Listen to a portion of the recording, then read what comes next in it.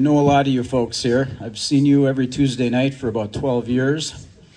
For those of you that don't know me, I'm Kent Kramer. I'm the drummer in the Johnny No Cash Band. About 12 years ago, Les called me up and asked me if I wanted to play drums in a country band for one gig. He was putting together a car show for Robert Brown III, a memorial show, and he wanted to have a country band, and he had a bass player and a guitar player, and he wanted to play guitar and sing. He needed a drummer, and I said, yeah, what the heck? I was playing in another band, but I can play country music for one gig.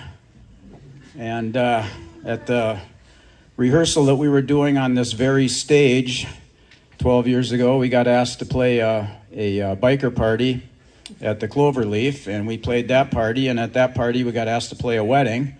And we played that party, and then we played the car show, and then we were off and running. And I guess we sat down a couple months ago and tried to figure out how many gigs we played together, and I think we came up with about 1,200 gigs in the last 12 years, 600 of which were right here on this very stage. And so many of you have been coming out every Tuesday night, and we really appreciate that.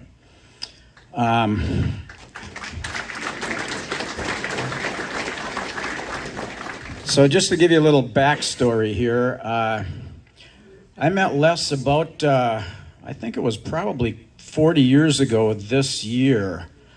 I had an antique shop over in Wisconsin and a car dealership, and I was building hot rods and classic cars and collecting all kinds of old junk, porcelain signs and bicycles and pedal cars and jukeboxes and that kind of stuff. And one night I was at an auction over in South St. Paul, Pete's Auction House, and I was there with my girlfriend at the time, and she had a pair of Ready Kilowatt earrings on and a Mickey Mouse watch. And we were standing at the tables going through the stuff, getting ready to bid on things, and this tall guy comes over and he looks at her earrings and he says, "How much?" And she said, "They're not for sale." And he looks at the watch and he says, "How much?" "Not for sale." And he looked at me and he says, "I'm going to own those earrings or that watch before the night's over." And I said, What are you talking about?" And sure as hell, before the night was over, he went home with that Mickey Mouse watch. And so we discovered that night that we had a passion for classic cars and motorcycles and hot rods and country music and old signs and all kinds of stuff. He had an antique shop at the time, so that began basically a 40-year friendship of, for a number of years, we were trading stuff back and forth at a fast and furious pace. And one day he called me up and he says, "Hey, I'm gonna start this diner out in Rosemont, Big Daddy's Diner, and I'm looking for some booths for the restaurant." And I had just bought out an old diner in Iowa that had a bunch of booths in it, and so I said, "Hey, I got some booths out here." So he came out, we went out in my pole shed, and he looked at them, he said, "Yeah, I'll take them."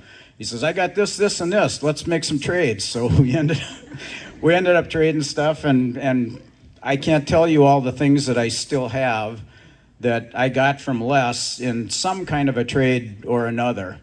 And so it's just been really a great friendship without the music. But when we started doing this band 12 years ago, we got really close, and obviously when you play that many gigs with somebody, and that was one of the things I loved about this band, is there was no ego involved. We never got into an argument about anything. It was always fun, and we said early on, when it ain't fun, we're done. And the last gig we played here was this past New Year's Eve, and I never in my wildest dreams would have believed that would have been the last time I see him. So, as some of you know, today was supposed to be a celebration for Les's 50 years of sobriety. And one of the other things that Les and I have in common is sobriety. I sobered up in 1993, quite some time after he did, but that was really a big part of our friendship was sobriety. And so my intention when I heard that Lisa wanted to plan a 50-year anniversary party for Les's sobriety, I said, "Hey, I'm on board with that. I'll go get a medallion and present it to him." So I picked up a 50-year medallion, which Coincidentally, the Roman numeral for 50 is the letter L. That irony was not lost on me. And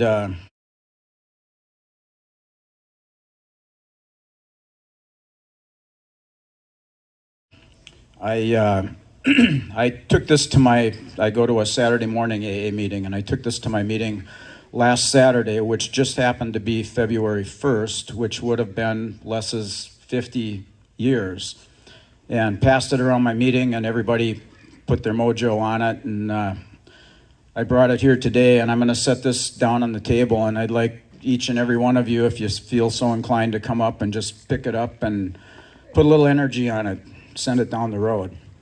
And I want to read what it says on the back here. It says, "We have found much of heaven, and we have been rocketed into a fourth dimension of existence of which we had not even dreamed." And when I got the news that Les had passed on January 15th and thought about what it said on the back, I thought, man, that was just absolutely perfect.